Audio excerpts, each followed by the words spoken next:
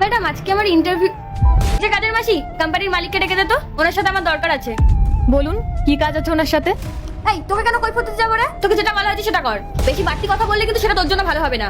তোর এত বড় সাহস, তুই বসের চেয়ারে বসে আছিস? আপনি শুধু বলুন কোম্পানির মালিকের সাথে আপনার কি দরকার? আমি বললাম না আমি মালিকের সাথে কথা বলবো, তোকে কেন বলতে যাবো? আমি সামান্য একটা কাজের মাসি হয়ে আমাকে জ্ঞান দিচ্ছে।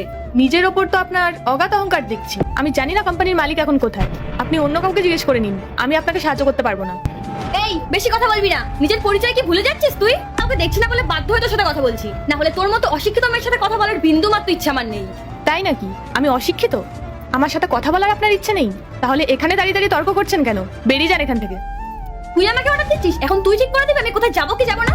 আমি অর্ডার দিচ্ছি না, আমি শুধু বলছি। শোন, তোদের মতো মানুষকে না আমি মানুষই মনে করি না।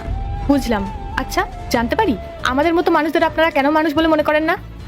কারণ তোদের মতো মানুষের যোগ্যতাই নেই আমাদের সামনে দাঁড়ানোর। সারাদিন নোংরা পরিষ্কার করে আর কতই বা আয় করিস? একবার নিজেকে দেখ আর আমাকে দেখ, তোর আর আমার মধ্যে না আকাশ পাতাল তফাৎ। আপনি যদি কোনো গুরুত্বপূর্ণ কথা বলতে যান তাহলে আমায় বলে যান, আমি বলে দেবো। ও এখন তোকে বলবো? নিজের লিমিট ক্রস করিস না। আমি লিমিট ক্রস করছি নাকি আপনি?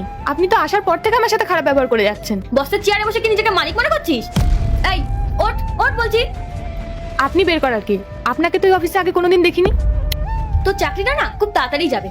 আমি এই কোম্পানিতে ইন্টারভিউ দিতে এসেছি। এই কোম্পানিতে জয়েন করার পর না সবার আগে আমি তোকেই বার করবো। একটা কথা বলি, আপনার ব্যবহার খুবই জঘন্য। আপনি হয়তো এই চাকরিটা আর পাবেন না। শোন, তুই না জানিস না এই কোম্পানির ম্যানেজার আমার খুব ভালো বন্ধু। ও যদি একবার বসের কাছে সুপারিশ করে দেয় না তাহলে আমার চাকরি নিশ্চিত। ও সত্যি? মানে ওই ম্যানেজার ইন্দ্র? এ ভদ্রভাবে কথা বল, ইন্দ্র না, ইন্দ্র স্যার বল। ম্যাম একটা জায়গায় সাইন বাকি ছিল। আরে প্রিয়া, তোমার ইন্টারভিউ হয়ে গেছে? হ্যাঁ, মিস প্রিয়াশিরের ইন্টারভিউ হয়ে গেছে। আপনি চুপ করে আছেন কেন? আপনি কন্টিনিউ করুন। কি ব্যাপার, তুমি ওকে ম্যাডাম বলছো? তোমাদের কোম্পানিতে কি কাজের মাসিকে ম্যাডাম বলে? আর বাই দ্য ওয়ে, তুই আমার নাম জানলে কিভাবে? প্রিয়া, তুমি এটা কিভাবে কথা বলছো? তোমার কি কোনো ম্যানার্স নেই? ম্যাম বলছে তোমার ইন্টারভিউ হয়ে গেছে, অথচ তোমার কথা শুনে মনে হচ্ছে তুমি ম্যামকে চেনোই না। হ্যাঁ, ও আমাকে চেনে না। আর যদি ইন্টারভিউয়ের কথা বলো, সেটাও নেওয়া হয়ে গেছে। আমি আমার সিদ্ধান্ত নিয়ে নিয়েছি, এই কোম্পানিতে আপনার সিলেকশন হচ্ছে না। ম্যাম, জানি না আপনাদের মধ্যে কি কথা হয়েছে, তো আপনি যে সিদ্ধান্তটা নিয়েছেন ভেবে চিন্তেই হয়তো নিয়েছেন।